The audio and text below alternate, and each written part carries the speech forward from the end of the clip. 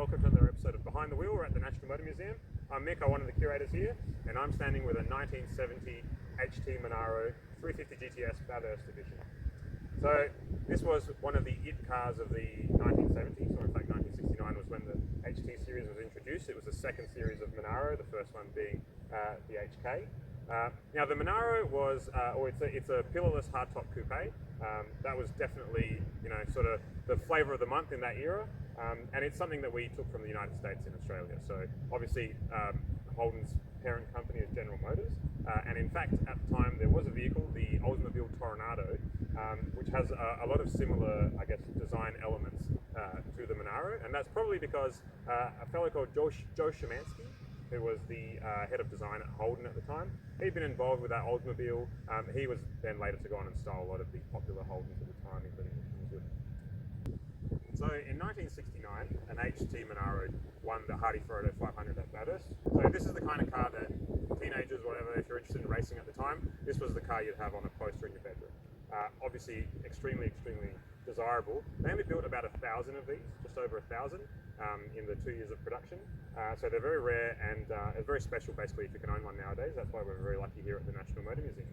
The way this car came into our collection is there was a guy called Lincoln Harding. He was a young car aficionado. He raced, and he had a automotive workshop in metropolitan Adelaide. So he came to know that his uncle had one of these that was sitting in a state of disrepair in a shed somewhere, and he bought it off him and he restored it, and his idea was always that he'd love to donate it to the National Motor Museum, or to have it here on long-term loan, pardon me.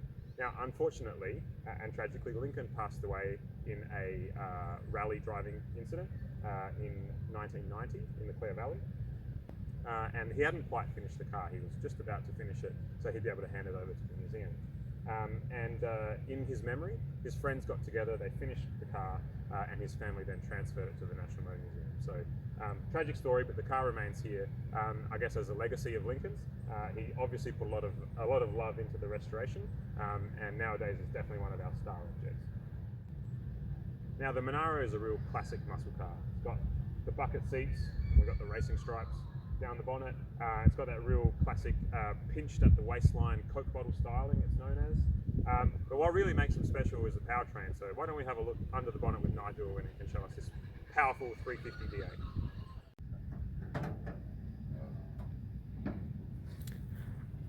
Hey Nigel, it's a hard life working on these, isn't it?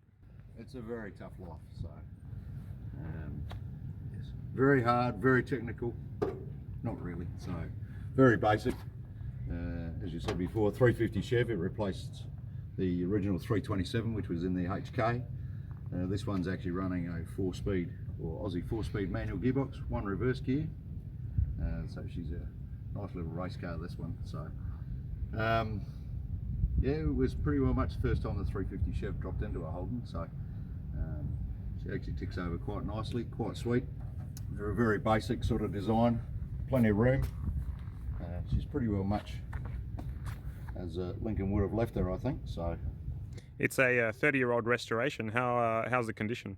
It's actually pretty good considering. So there's a few little areas of that needed a little bit of attention, and she probably just needs a little bit of TLC and a little bit of love just to bring her back and make her shine and gleam again. So, but apart from that, she's actually very good. So very nice. I'm prepared to put it to the test if you want.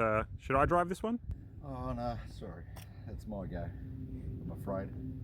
Oh, still fun as a passenger, let's go. Let's do it. Well, this is what happens when the curator pulls rank.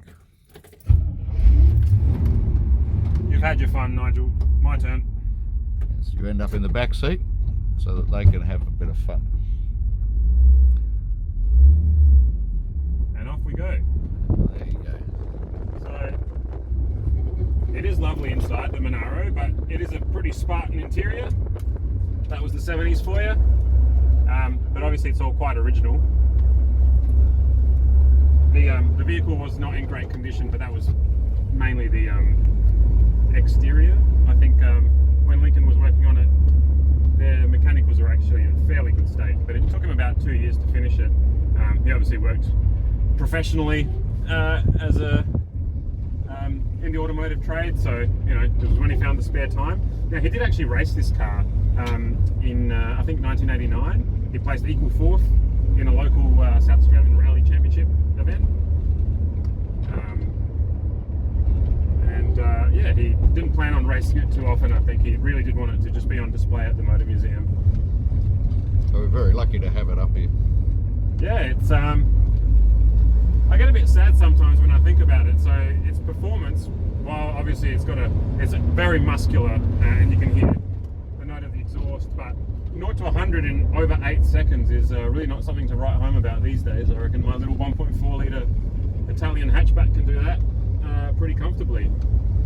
But at the time, like I said, this was the it car, and you know, I'd take this over my Juliet any day of the week.